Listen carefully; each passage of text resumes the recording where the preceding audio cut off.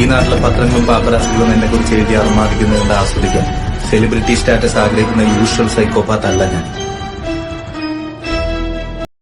Big boss super star നമ്മുടെ സ്വന്തം ചപ്രിക്കുട്ടൻ ഗബ്രിമോൻ വന്നിരുന്ന ഇന്റർവ്യൂകളിലൊക്കെ അങ്ങ് തള്ളുന്നുണ്ട് ഇപ്പൊ കനത്തിലിരുന്ന്. അങ്ങനെയുള്ള ഒരു ഇന്റർവ്യൂ ഞാൻ നിങ്ങൾക്ക് ഇന്നിവിടെ കാണിച്ചു തരാൻ പോവുകയാണ്. ആ ഇന്റർവ്യൂവിനകത്ത് ചേട്ടൻ പറയുന്ന 1-2 കാര്യങ്ങളുണ്ട്, അതുകൊണ്ട് തീരെ ദഹിക്കാൻ പറ്റുന്നില്ലടേ. അപ്പൊ ഞാൻ വിചാരിച്ചു എന്റെ ഒരു പെർസ്പെക്റ്റീവ് ആ സാധനത്തിനോട് അവനെ പറഞ്ഞ കുറച്ച് കാര്യത്തിനോടുള്ളത് എനിക്കൊന്ന് പറയണമെന്ന് തോന്നി. കാരണം ഞാൻ ഈ കഴിഞ്ഞ ദിവസങ്ങളിൽ എനിക്ക് തോന്നുന്നു ഒരു 3-4 ദിവസം മുമ്പ് ഗബ്രി എന്ന് പറയുന്ന വ്യക്തിയെ നേരിട്ട് കണ്ടിട്ടുണ്ടായിരുന്നു. അപ്പം ഒരു ഫംഗ്ഷന് പോയപ്പോഴത്തേക്ക് കണ്ടതാണ്. അവിടെ വെച്ചിട്ട് 1-2 കാര്യങ്ങൾ ഗബ്രിയോട് ചോദിച്ചപ്പോൾ ഗബ്രി ഉത്തരം പറയാതെ മുങ്ങുന്ന ഒരു സ്ട്രാറ്റജി ഗബ്രി എടുക്കുന്നത് ഞാൻ കണ്ടു പേഴ്സണലി. അത് കഴിഞ്ഞ് ഗബ്രി എന്ന് പറയുന്ന വ്യക്തി നിങ്ങൾ സോഷ്യൽ മീഡിയയിലൊക്കെ നോക്കിയാൽ മതി, 1-2 ചാനൽസിലെ കുറച്ച് വീഡിയോസ് കിടപ്പുണ്ട്. അതായത് നമ്മുടെ ഗബ്രിക്കുട്ടൻ അഖിലേട്ടന്റെ കൂടെ അഖിൽമാരാറുടെ കൂടെ ഇരുന്നുള്ള കുറച്ച് ടോക്സും കാര്യങ്ങളും ഒക്കെ. അപ്പൊ അഖിലേട്ടന്റെ കയ്യിൽ നിന്ന് എന്തെങ്കിലുമൊക്കെ വീണ് കിട്ടുമോ, എങ്ങനെ മുന്നോട്ടുള്ള ജീവിതം നയിക്കണം, എങ്ങനെ മാധ്യമങ്ങളിൽ നിന്ന് രക്ഷപ്പെടാം എന്നുള്ളൊരു കാര്യങ്ങളൊക്കെ അഖിലേട്ടന്റെ ഇന്ന് ചോദിച്ച് മനസ്സിലാക്കുമായിരുന്നോ എന്നുള്ള ഡൗട്ടൊക്കെ എനിക്കുണ്ടായിരുന്നു. 1-2 ചാനൽസിലൊക്കെ കിടപ്പുണ്ട്. സെലി സ്പോട്ട് എന്ന് പറയുന്ന ഒരു ചാനലൊക്കെ ഉണ്ട്, നിങ്ങൾ പോയി നോക്കിക്കഴിഞ്ഞാൽ കാണാൻ പറ്റും. അപ്പൊ അതിനകത്ത് നല്ല വ്യക്തമായിട്ട് പല കമന്റുകൾ വരുന്നുണ്ട്. അപ്പൊ ആ കമന്റുകളൊന്നും ഞാൻ ഇവിടെ കാണിച്ചു തരുന്നില്ല, എന്റെ പൊന്നുമക്കളെ അത് കാണാൻ ഒരു 1-1.5 കമന്റുകളാ. അപ്പൊ അതൊന്നും ഞാനിവിടെ വെക്കുന്നില്ല. നേരെ മറിച്ച് നമ്മുടെ ഗബ്രിക്കുട്ടന്റെ കുറച്ച് കഥകൾ അവൻ പറയുന്ന, നമ്മൾ കണ്ടല്ലോ അകത്ത് കാണിക്കുന്ന നമ്മുടെ ജാസ്മിൻ ചേച്ചിയുമായിട്ട് കൂടെ നിന്ന് കാണിക്കുന്ന കുറെ പരിപാടികൾ. അപ്പൊ കാണിച്ച പരിപാടികളെയൊക്കെ അണ്ണം പുറത്തിറങ്ങി കഴിഞ്ഞപ്പോഴത്തേക്കും ന്യായീകരിക്കുന്നുണ്ട്, ഒരു പരിധി കൂടുതൽ ന്യായീകരിക്കുന്നുണ്ട്. അപ്പൊ ആൾക്കാർ തെറി പറയുന്നുണ്ട്. ഈ ന്യായീകരണത്തിന്റെ ഇടയ്ക്ക് അവിടെ എവിടെയാക്കിയിട്ട് 1-2 സോറി അണ്ണൻ ഇട്ട് കൊടുക്കുന്നുണ്ട്. ക്ഷമിക്കുക, നിങ്ങൾക്ക് അങ്ങനെ തോന്നിയിട്ടുണ്ടെങ്കിൽ ക്ഷമിക്കുക എന്നുള്ള സാധനങ്ങളൊക്കെ കൊടുക്കുന്നുണ്ട്. അപ്പൊ എന്താണെങ്കിലും അണ്ണൻ ഒരു പരിധിയിൽ കൂടുതൽ ചെയ്ത കാര്യത്തിനോടൊന്നും വിഷമം തോന്നുകയോ അങ്ങനത്തെ പരിപാടികളൊന്നും ഇല്ല. അവൻ ഇപ്പോഴും അവന്റെ ഒരു സ്റ്റാൻഡിൽ ഉറച്ചു നിൽക്കുന്നുണ്ട്. നല്ലൊരു കാര്യമാണ്. നമ്മളൊരു കാര്യം പറഞ്ഞിട്ടുണ്ടെങ്കിൽ ആ ഒരു സ്റ്റാൻഡിൽ തന്നെ ഉറച്ചു നിൽക്കുന്നത് വളരെ നല്ലൊരു കാര്യമാണ്. പക്ഷെ കാണിച്ച തെറ്റത്തരം എന്നിട്ട് ആ ഒരു സ്റ്റാൻഡിൽ ആ കാണിച്ച ചെറ്റത്തരത്തിനെ തന്നെ പിടിച്ചോണ്ടിരിക്കുന്നത് അത്ര നല്ല കാര്യമായിട്ടൊന്നും എനിക്കിവിടെ തോന്നുന്നില്ല. പിന്നെ ഇപ്പൊ ചില ആളുകൾ വന്ന് പറയുമായിരിക്കും നമ്മൾ സദാചാരം പറയാമെന്ന്. ഒരു സദാചാരം ഇവിടെ പറയുന്നില്ല. കാരണം എന്താണ് കാണിച്ചത്, എന്താണ് പുറത്ത് കണ്ടന്റ് ഔട്ട് വന്നതെന്ന് എല്ലാരും കണ്ട കാര്യങ്ങളാണ്. ഓക്കെ, പിന്നെ അവൻ പറയുന്ന കുറച്ച് കാര്യങ്ങളാണ്. അത് കഴിഞ്ഞിട്ട് ഈ ഒരു സദാചാരത്തെ പറ്റി നമുക്ക് സംസാരിക്കാം. അപ്പൊ ഒന്ന് കണ്ടു നോക്കുക. ഞാൻ പലയിടത്തും ഗബ്രി പറയുന്നത് കണ്ടിട്ടുണ്ട്, നിങ്ങളുടെ ജാസ്മിന്റെയും ഗബ്രിയുടെയും സൗഹൃദം തെറ്റായി ചിത്രീകരിച്ചത് സമൂഹത്തിന്റെ കാഴ്ചപ്പാട് കൊണ്ടാണ്, അല്ലെങ്കിൽ സമൂഹം പലതും മഞ്ഞയായി കാണുന്നത് കൊണ്ടാണ് എന്ന് ഗബ്രി പറഞ്ഞത് ഞാൻ കേട്ടിട്ടുണ്ട്. അപ്പോൾ ചോദിക്കട്ടെ, പല ആളുകളും അല്ലെങ്കിൽ കൂടുതൽ പേരും ഇത്തരത്തിൽ വിമർശനം ഉന്നയിച്ചപ്പോൾ എപ്പോഴെങ്കിലും തോന്നിയിരുന്നോ തങ്ങൾക്ക് എവിടെയോ വീഴ്ച പറ്റി എന്ന്, അല്ലെങ്കിൽ ആ ഉറച്ച നിലപാടിൽ തന്നെ ഇപ്പോൾ നിൽക്കുകയാണ്? ഇല്ല, വീഴ്ചകൾ പറ്റിയിട്ടുണ്ടാവാം. അത് സമൂഹത്തിന്റെ മുമ്പിൽ നിന്ന് നോക്കുമ്പോൾ വീഴ്ചകൾ പറ്റിയിട്ടുണ്ടാവും. പക്ഷെ ഇതെല്ലാം ഒരു ഇൻഡിവിജ്വൽ പെർസ്പെക്റ്റീവ് ആണ്. എന്നെ സംബന്ധിച്ച് ഞാൻ അതിന്റെ അകത്ത് ചെയ്തിട്ടുള്ള എല്ലാ കാര്യങ്ങളും എനിക്ക് ജസ്റ്റിഫൈഡ് ആണ്.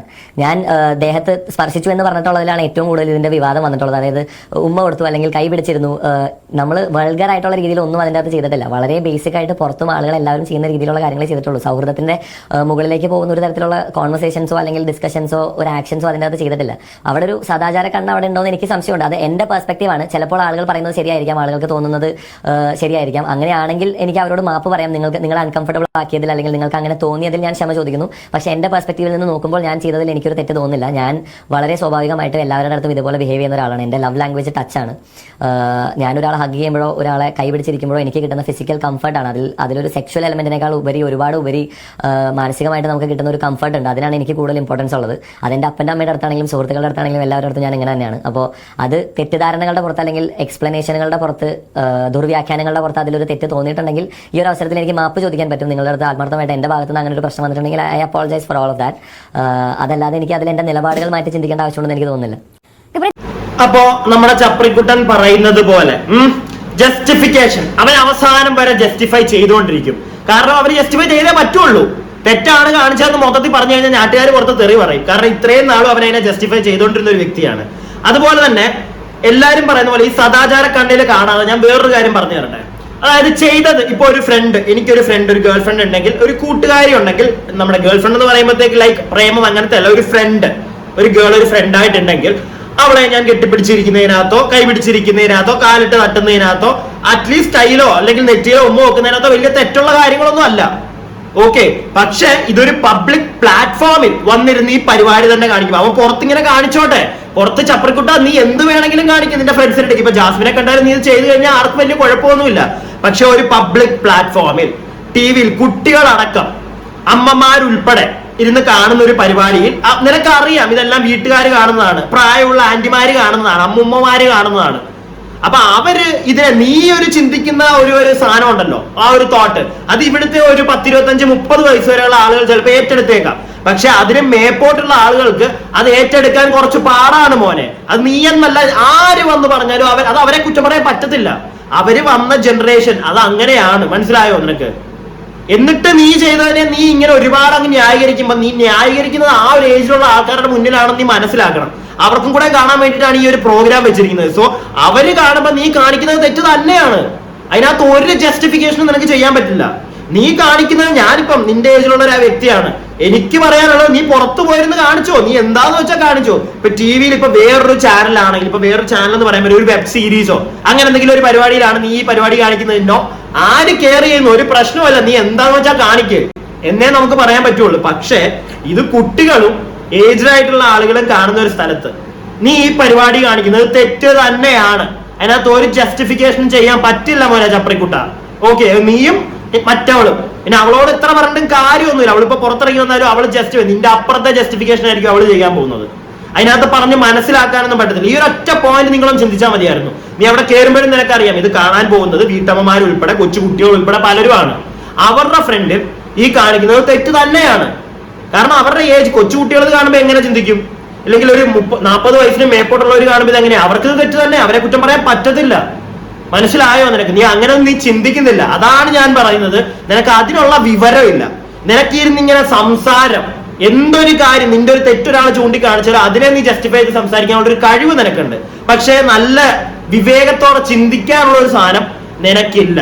ഓക്കെ, എന്തായാലും ബാക്കിയും കൂടെ കാണും. ഗബ്രി, ഞാനത് ചോദിക്കാൻ കാരണം ഗബ്രിയും ജാസ്മിനും ഉള്ള സൗഹൃദം കാരണം, അല്ലെങ്കിൽ നിങ്ങൾ ബിഗ് ബോസ് ഹൗസിൽ നിന്ന് രീതികൾ കണ്ടിട്ട് ബിഗ് ബോസ് കാണുന്നത് നിർത്തി എന്ന് പറഞ്ഞ ഒരുപാട് ആളുകളുണ്ട്. ഒരുപാട് കമന്റ്സുകൾ, ഒരുപാട് പ്രേക്ഷകരുടെ പ്രതികരണം നമ്മൾ കേട്ടിട്ടുണ്ടായിരുന്നു. അപ്പോൾ അത്തരത്തിലുള്ള കമന്റുകൾ ഏതെങ്കിലും തരത്തിൽ ഗബ്രിയെ വേദനിപ്പിച്ചിരുന്നു? അത്തരക്കാരോടുള്ള പ്രതികരണം എന്താണ് അത്തരത്തിലുള്ള കമന്റുകൾ കണ്ടപ്പോൾ ഗബ്രിക്ക് തോന്നിയത്? കാണുന്നത് നിർത്തി എന്ന് പറഞ്ഞ ഒരാൾ കമന്റ് ചെയ്ത് എന്നെ ഒരിക്കലും വേദനിപ്പിച്ചിട്ടില്ല. കാരണം ഇതെല്ലാം നമ്മുടെ രാജ്യത്തിന്റെ ഏറ്റവും ബേസിക് ആയിട്ടുള്ള ഒരു കാര്യമാണ്. നമുക്ക് എന്തും ചെയ്യാനായിട്ട്, എന്ത് കാണണം എന്നുള്ളത് തീരുമാനിക്കാനായിട്ടുള്ള പൂർണ്ണമായിട്ടുള്ള അവകാശം നമുക്കുണ്ട്. ഇപ്പോൾ ഒരു ഷോ കാണുന്ന സമയത്ത് അത് ഇഷ്ടപ്പെടുന്നില്ലെങ്കിൽ അത് കാണരുത്. പക്ഷേ എൻ്റെ അറിവിൽ ഞാൻ അറിഞ്ഞിടത്തോളം ഇതുവരെയുള്ള മലയാളം ബിഗ് ബോസ് സീസണുകളിൽ ഏറ്റവും കൂടുതൽ TRP റേറ്റിംഗ് കിട്ടിയിട്ടുള്ള സീസണുകൾ ഒന്നായിരുന്നു സീസൺ 6. അതിനർത്ഥം ഒരുപാട് ആളുകൾ കണ്ടിട്ടുണ്ട് തന്നെയാണ്. ഞാൻ പുറത്തിറങ്ങിയപ്പോൾ എനിക്ക് അറിയാൻ പറ്റിയത് അതിൽ ഏറ്റവും കൂടുതൽ കാണിച്ചിട്ടുള്ള കോണ്ടന്റും ഞാനും ജാസ്മിനും തമ്മിലുള്ള കോണ്ടന്റ് തന്നെയാണ്. മകനെ, നീയും ജാസ്മിനും തന്നെയുള്ള കണ്ടന്റ് ആണ് പുറത്ത് കാണിച്ചിരിക്കുന്നത്. ഏറ്റവും കൂടുതൽ TRP റേറ്റിംഗ് കിട്ടിയ ഒരു സീസൺ ആണിത്. അതിപ്പോ ഞാൻ നിനക്ക് നല്ല വ്യക്തമായിട്ടൊരു കാര്യം പറഞ്ഞു തരട്ടെ. നമ്മളോട് ഒരാൾ ഒരു കാര്യം ചെയ്യണ്ടെന്ന് പറഞ്ഞു കഴിഞ്ഞാൽ നമ്മൾ ഏറ്റവും കൂടുതൽ എന്താണോ ചെയ്യേണ്ടതെന്ന് പറഞ്ഞാൽ അത് തന്നെ ചെയ്യത്തുള്ളൂ. ഇപ്പൊ നിന്റെയും ജാസ്മിന്റെയും കേസ് ഇവിടെ പല ആളുകൾക്കും ഇഷ്ടമല്ല. അതുകൊണ്ട് തന്നെ ആ പ്രോഗ്രാം ഇഷ്ടപ്പെടാതെ നിർത്തിപ്പോയി. അത് കൂടുതലും കാണാതെ ആക്കി കളഞ്ഞ്, കാണാതിരിക്കാൻ ശ്രമിക്കുന്നത്, അല്ലെങ്കിൽ അത് കൂടുതലും കാണാതായത് ഈ വീട്ടിലെ വീട്ടമ്മമാര്, അവരുടെ ഒരു ഗ്രൂപ്പ് ഓഫ് വീട്ടമ്മമാരാണ് ഈ ഒരു പരിപാടി നിർത്തിയത്. കാരണം അവരും കാണുന്ന നിർത്തി, കൊച്ചു പിള്ളേരെ കൊണ്ട് അവർ കാണിക്കുന്നത് നിർത്തി. കാരണം അവര് നോക്കുമ്പോ എന്താ, നീയും ജാസ്മിനും തന്നെ ഉള്ള കണ്ടന്റ് മാത്രം, അതോ ആ കണ്ടന്റോ നിനക്കറിയാലോ. ഞാനിവിടെ വീണ്ടും അത് പറയാൻ പറ്റത്തില്ല. എന്ത് കണ്ടന്റാ നീ കൊടുത്തോണ്ടിരുന്നത് നിനക്കറിയാലോ. ആ കണ്ടന്റ് കാണാൻ അവർക്ക് വയ്യ. പിന്നെ ഈ ഒരു സാധനം കണ്ടോണ്ടിരുന്നതും റേറ്റിംഗ് കൂട്ടിക്കൊണ്ടിരുന്നതും നമ്മളെ പോലുള്ള കുറച്ച് ആളുകളാണ്. മനസ്സിലായില്ലേ? ഇവിടുത്തെ യുവതലമുറ, അവർക്ക് ഇത് കാണുമ്പോൾ ഉള്ള ഒരു ചൊറിച്ചിലുണ്ടല്ലോ. നമുക്ക് കയറി ഞാനൊക്കെ ഇത് കാണുന്നത് എന്തിനാ? നിന്നെയൊക്കെ വിറ്റ് കണ്ടന്റ് ആക്കാൻ, അത്രേ ഉള്ളൂ. അതുപോലെ തന്നെ ഇത് കാണുമ്പോഴത്തേക്ക് ചിരിക്കാനും പിന്നെ നിങ്ങളുടെ കുറച്ച് മറ്റേ സാധനങ്ങൾ കാണാനിരിക്കുന്ന കുറെ ചേട്ടന്മാരും ഒക്കെ ഉണ്ട്. അവരുടെ ഒരു സുഖത്തിന് അങ്ങനെ ഇത് കാണാനിരിക്കുന്നുള്ളൂ. അല്ലാതെ ഈ പ്രോഗ്രാം ഇഷ്ടപ്പെട്ടിട്ടല്ല മോനെ ജബ്രിക്കുട്ട, മനസ്സിലായില്ലേ? നിന്റെ അവളുടെ ഒരു കാട്ടായം കാണാൻ വേണ്ടിയിട്ട് പ്രോഗ്രാം വെറുത്തു പോയ ആളുകളുണ്ട്.